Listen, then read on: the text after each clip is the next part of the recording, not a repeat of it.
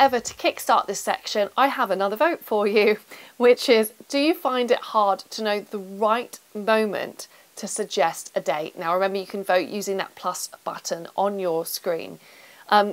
So I find with coaching, a lot of the time, it can be a bit of a balance to figure out when is the right moment in that chat conversation to suggest moving things forward to a video date or meeting up in person. We all should know that asking somebody out on a very first message you send them usually isn't that effective. I know what you're thinking, to all the people out there who do ask people out on the first message. You're probably thinking, well, Hayley, I just want to cut to the chase here and actually find people who want to meet in person. And whilst I understand where you're coming from, the problem with that can be, unless someone has messaged you back and forth for a while, they may feel like you're just asking everybody out. It won't feel like you're specifically choosing them. Likewise, on the other end of the spectrum, I'm sure lots of you out there have also had the experience of messaging someone and messaging someone and messaging someone some more, and no one's asking anyone out. And eventually that chat will fizzle out, and it's unfortunate because there could have been a connection there. So it can be quite difficult to judge when is the right time to suggest meeting up or doing a video call, and also how do you do it? So I've got a few pointers in this section which is all about helping you to do that. So the first pointer goes back to what I was saying just now, which is really that when you ask someone out, it should feel really justified. What do I mean by that? Well, it means that beyond someone's looks, there should be a justification for you asking them out on a date. And that justification will come from something they've contributed to the conversation. Now, this is really important because, first of all, you want them to feel special and you want them to feel validated for what they've chosen to share with you so far and contribute. Secondly, it also shows really good standards on your part. As I said, if you do ask somebody out on a first message, it can come across like you're just asking everyone out. So instead, you want to save that ask out for when you feel like the other person is really stepping forward in the conversation and contributing. Ideally, you want to even link your ask out suggestion to the conversation topics that are already coming up. So for instance, if someone has just said they've read Pride and Prejudice 100 times, you could say, I'm fascinated to learn more about Mr. Darcy. How about we discuss over coffee sometime? Or you could say, well, another alternative is if they say they like baking, you could say, any chance you bring cookies to your first date. Whenever you link the ask out to the topic of conversation that's coming up, it will help the other person to feel like you're not just racing towards a conclusion, but that you've chosen to engage with them because of something they've contributed. Now, I know what you're thinking. You're thinking, well, that's great, Hayley, but what if the other person isn't actually opening up? What if all I'm getting from them is really short answers or emojis? So to begin with, if you are getting short responses, or more importantly, you want to set the conversation up so that the other person writes longer responses to you, what you want to focus on doing is you want to start to be open as well yourself. Just a simple change of sharing more information about yourself can be really good at helping to get the conversation and the messages off to the right start. Now, there's a funny thing about conversation, and that is that conversation actually has a law of reciprocation. So if you share and if you're open, that will help to send a signal in the conversation or messaging exchange that the other person can be open with you too. So instead of just saying, how's your morning going? If you say, how's your morning going? It's only Monday and I'm already late. Eek, better get a double espresso. It gives someone this flavour and context for your life, and it helps them to start to recognise you as an individual. It also helps them to feel more safe, to also open up and share details about their life. And it's this mutual sharing which can help to build a connection and mean that the conversation gets to the right level of depth that asking somebody out can feel justified. Now, if you're doing all of that and you're still getting really short answers from someone, maybe it's just emojis or, you know, a few words. In that case, I would say to have some standards here. And remember, it's not about you impressing somebody else. It's about you looking out for someone who is equally as willing as you to start something real and build this incredible relationship. So if that person isn't able to contribute on the same level, it could be better to swap your focus to messaging somebody else who's more open to talking instead. So what happens if you have the opposite problem, where you actually feel like, wow, this person is asking me lots of questions, but I don't know much about them? And it's good to remember that whether it's a conversation we're having online or in real life, that conversations are a dialogue, they're not a monologue. So instead of thinking question, question, question, it's really important that as much as you ask questions about someone else, you have to balance this with also sharing information about you. You have to be interesting as well as simply interested. So when this is happening, if you're noticing someone is sending you loads of questions and isn't really sharing, the first thing to think is to get to the root of why they're doing that. And normally, if someone's asking a lot of questions of you, it generally means that they're trying to express interest. They're trying to show an interest in your life and show they care, but perhaps they're not going about it in the most elegant way. So what you can do is you can acknowledge that and give them a bit of confidence that you are interested in hearing about them too. Saying something as simple as, I've got so much I could answer to this, but I really want to hear your perspective, or I really want to get to know you better, or I feel like there's so much more I can learn from you, will give the other person permission and a platform to be able to share their opinions. So going on into a little bit more detail now about those questions, I want to also look at what are some better and so not so good kinds of questions that you can ask when you're messaging someone. If you've watched any of my Match Live coaching sessions before, you'll know, I think, that questions can be useful but often aren't the most effective form of conversation, particularly the kind of questions that end up in small talk. So that small talk could be that you're asking someone, so how long have you done that for? Where did you study? Questions that don't work so well tend to be fact-finding questions that seek information from the other person. Now, I would tend to avoid using questions which either you don't care about or which have a very short factual answer to them, because whilst you may be getting more information about a person when you're asking these kinds of questions, you're usually not actually building out that emotional connection. So instead of asking those sort of like how much, how long, how far, where style questions, instead you want to ask questions which give the other person space to be really open with you. Because remember, when the other person opens up, they're going to share information which is going to help you to know when's the right moment to ask them out and for that ask out to feel really justified. So here's a few examples of some really good questions you can ask. You could ask, what motivated you to get started with that? Was there one day you decided that's what you wanted to do? In your dream reality, what would you be doing right now? Asking these bigger and more expansive questions give the other person a lot of room in the conversation to open up, and then they also give you the ability to go, I like what this person is saying to me, that's really cool, and because of that, because of what they've shared here, that's the reason I'm now going to use to ask this person out. The final tip for effective messaging is I actually want you to focus on being a good listener.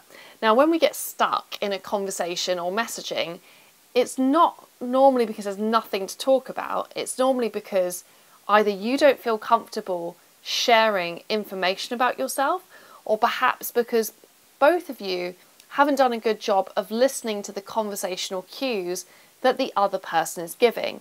So a lot of the time, as people are being more candid, they will be giving you loads of these opportunities to really start to open up. So I want you to read someone's responses carefully and make sure you acknowledge those responses.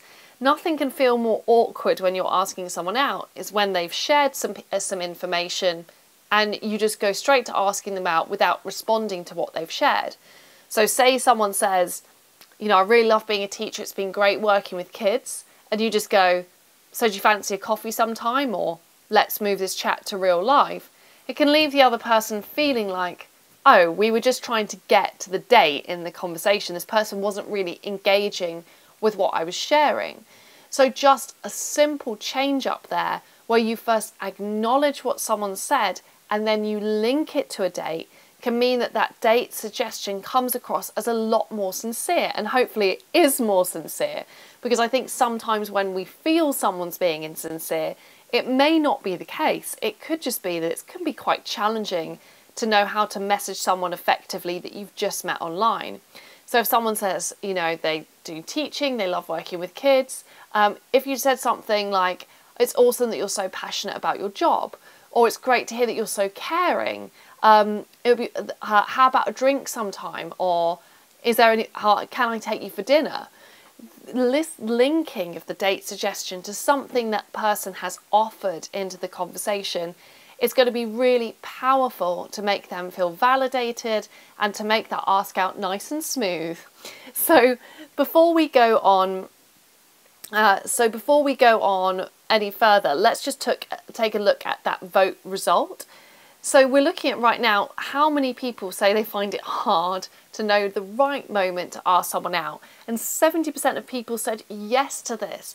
So I would say if you are at that moment and you're not sure when's the right time, you can know now from this live session that chances are the other person is feeling exactly the same way as you.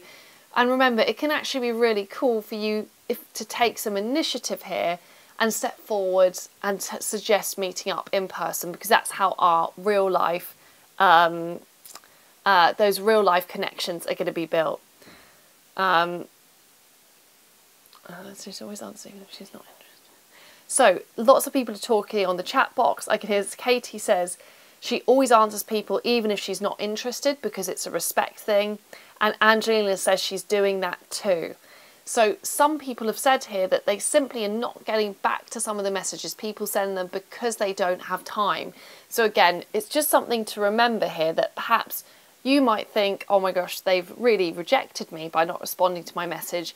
Whilst on the other side of the coin, this person could simply be busy and just not that engaged with messaging at that moment in time. So it's good to remember that this isn't all about you. A lot of this, the person's interaction is going to be about them. And remember, you are really looking for someone who is as willing and as engaged as you are in finding an incredible partner. So before we move on to the next section, let's just do a quick recap of this chapter so far.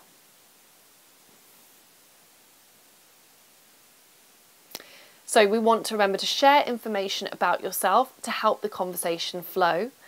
Only ask them out if you've established a connection, and help encourage them to open up by asking purposeful questions about them.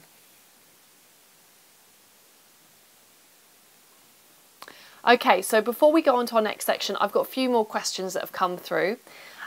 Question number 1 comes from Mimi, who says, how quickly can I suggest a face-to-face meeting, in brackets, I seem to only match with men who want to text. So Mimi, I like the fact you're an action taker out there. Here's some of my suggestions. First of all, recognise that the reason that probably a lot of guys aren't actually moving this forwards is because they're waiting for a signal of permission or approval from you so that they feel safe that if they do ask you out, they're not going to be rejected. So the first step I would take in that conversation is, how could I make this person feel safer and more connected to me? Is it that you pay them a compliment? Or is it that you crack a joke and say, oh, you know, I'm terrible with messages, I'm much better in person? Could you drop a big hint that you're more of an in real life person? Or could you give them a compliment to make them feel better about themselves?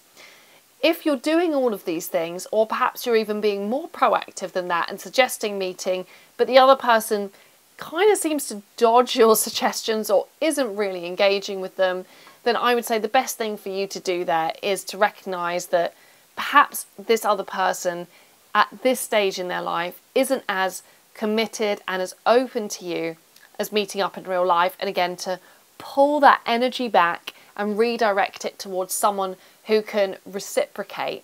Now, sometimes also when you do this and you're not just somebody's pen friend, then that also can sometimes send a bit of a nudge, which is like, hey buddy, please ask me out, otherwise I'm going to swap my focus elsewhere.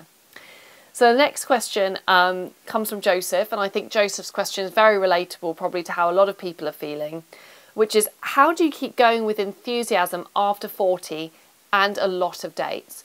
So motivation and dating are two really important subjects that I really like to teach about, and it's often not something we really think about in that marathon that it can be sometimes of meeting a partner. So just to take it back to basics, often if you're on the fence about whether you should go out with someone or whether you should message someone back, a good question to ask yourself is, does this support my motivation? Does this make me feel energized? Does this help boost my self-esteem? Because we all need motivation in order to stay the course of meeting someone. Yes, some people are extremely lucky and bump into the love of their lives at 16, but for most people, it's a bit of a journey of going and meeting loads and loads of people until you find someone that you really connect with. So you need motivation as your fuel for that journey. It's also normal though to recognise that in all areas of our life, not just dating, motivation does tend to ebb and flow. So if you are having a couple of flat weeks where you're not really as engaged with perhaps messaging people as you feel you should be, please don't beat yourself up about that and understand, instead just go, you know what, it's normal, I'm having a bit of a chill and I will get back to this. Also, when you do get back to it, to keep your motivation levels high, focus on having dates that are really going to be good and entertaining for you as well. So if you go and do something you love, whether it's a yoga class, a bike ride, a walk through the city, checking out a cool new cafe, even if you don't feel that connection with someone, you can at least enjoy the experience of spending time with them. So also think about, how can you set up dates which are really rewarding for you? How can you be curious about the other person? Or perhaps how can you make even logistically going on that date easier so it feels more enjoyable and less stressful? Final question of this section comes from Rupert, who says, how do you make your date fall in love? Well, if there was a potion to make people fall in love, I'm sure it'd be very valuable, but probably for the best interest of everybody, that's not what can happen. And we can't actually make anybody fall in love with us. And that's because love is a two-way emotion. It needs both people participating in it. If we don't have two people participating in the experience of love, it's just infatuation. It's a really big crush. So to help someone to fall in love with you, all that you can do is two things. One, you can be really open and you can be authentic and you can be candid. And I will be, and no, this isn't that, just be yourself. I'm going to be explaining more about what I mean by that in the next section. But by being transparent about our love of Pride and Prejudice or marmalade on toast or our values or our beliefs, it really helps us to put out a stronger signal to connect with the people who are most aligned with us. The other thing that you can do for love is not force and rush people to fall in love. Everybody is on their own timeline, and actually by taking some of the pressure off and just focusing on, in that moment, how can you have fun with someone, how can you enjoy being in their company, that's going to do a lot to sow the right seeds and create the right environment where falling in love can happen. So now we're going to look at our next chapter, which is all about what you can talk about on your dates.